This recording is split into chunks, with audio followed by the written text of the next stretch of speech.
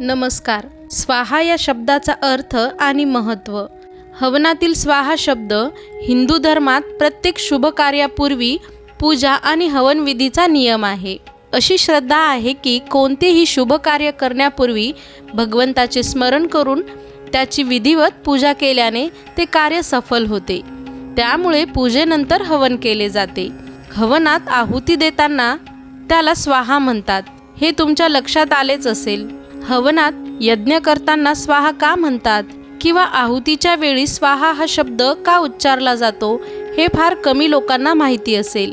आज स्वाहा मागील कारण आणि त्यासंबंधीची पौराणिक कथा चला तर जाणून घेऊया.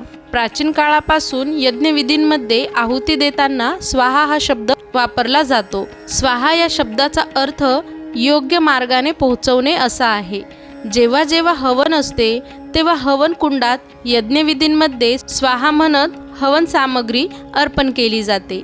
या हवन साहित्याचा भोग अग्नीद्वारे देवतांना दिला जातो. मान्यतेनुसार जोपर्यंत देवतांचा स्वीकार होत नाही तोपर्यंत कोणतेही हवन किंवा यज्ञ यशस्वी मानला जात नाही. आणि जेव्हा स्वाहाद्वारे अग्नीने अर्पण केले जाते तेव्हाच देवता ते वरदान स्वीकारतात. पौराणिक कथेनुसार स्वाहा ही अग्निदेवांची पत्नी आहे.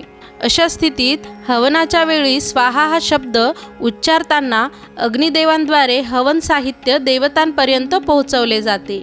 पुराणात असा उल्लेख आहे की देव आणि मानव यांच्यात अग्नी हे माध्यम निवडले गेले. असे मानले जाते की जे काही अग्नीत जाते ते पवित्र होते.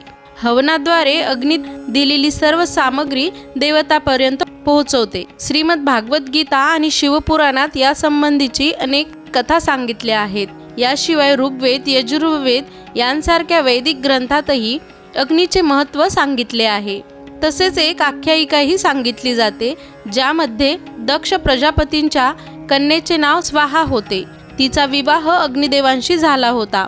पत्नीचे नाव स्वाहा घेतल्यावरच अग्निदेव मानवांकडून हवन साहित्य स्वीकारतात असे म्हटले जाते. म्हणून यज्ञानंतर स्वाहाचा उच्चार अनिवार्य करण्यात आला. थोडक्यात स्वाहा म्हणजे अहंकार त्यागून देवाप्रती समर्पण करणे होय. अशाच नवनवीन माहितींसाठी चॅनलला नक्की लाईक, शेअर आणि सबस्क्राईब करा. धन्यवाद.